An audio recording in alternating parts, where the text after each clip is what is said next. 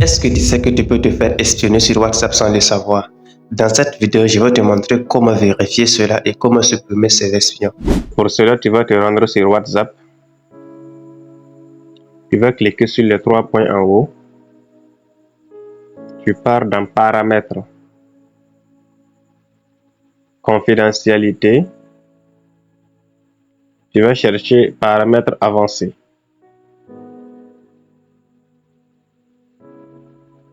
Donc, tu vois ici, protéger l'adresse IP lors des appels. On dit pour empêcher quiconque de déterminer votre localisation, les appels passés à partir de cet appareil seront relayés de manière sécurisée par les serveurs de WhatsApp.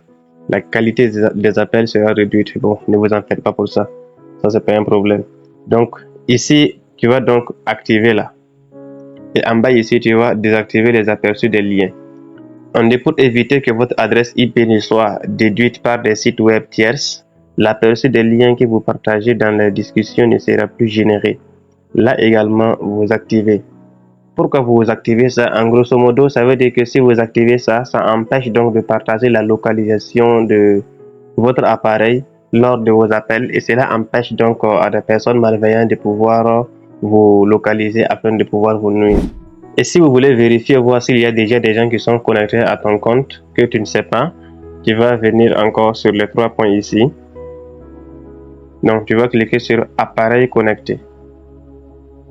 Et là, tu vas voir tous les appareils qui sont connectés à ton compte. Et s'il y a un appareil ici que tu ne reconnais pas, il suffit tout simplement de le déconnecter, tout simplement. Après avoir déconnecté, tu peux renforcer la sécurité de ton compte en repartant donc dans les paramètres. Confidentialité, vérification de la confidentialité.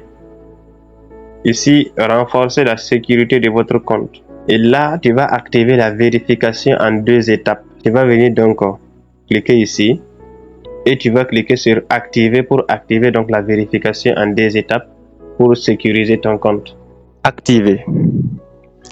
Ici, vous devez mettre un code PIN à 6 chiffres.